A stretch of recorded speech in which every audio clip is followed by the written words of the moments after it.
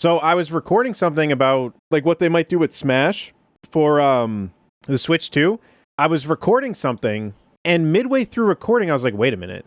Because, so my theory the whole time was that what they would essentially do is they would make it like a port. So it's like you get a new single player mode, like a couple new modes, maybe tweak a universal mechanic, patch the characters, buff and nerf, add characters to the base game, and then have DLC, and that would be the whole thing.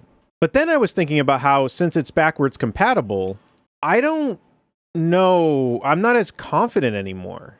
Because what's so strange is like, dude, if you can play Elite Smash, if you can play Smash Ultimate backwards compatible on the Switch 2, they're going to have to give a reason to want to get the new one.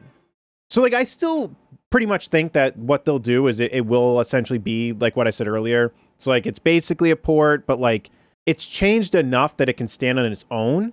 But it is really strange to think about because they can't just, like, I know that it said that some games may not be backwards compatible, but it would be very strange if they were like, yeah, Ultimate just isn't. We don't have a reason. It's just not. Buy the new one. Like, that would be, like, there's no way they would do that.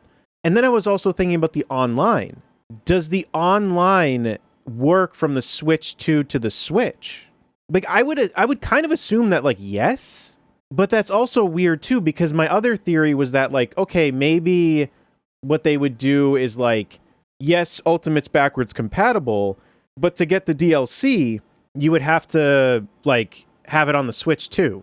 But that wouldn't really make sense either, because they're going to do like balance changes. So it'd be, I don't know. I don't think that that's what they'll do. Bottom line, I still pretty much think that it's going to be like essentially a port. Like, it's going to be different enough that it can stand on its own. I still don't think they're doing some big revamp with like 30 less characters. I just don't.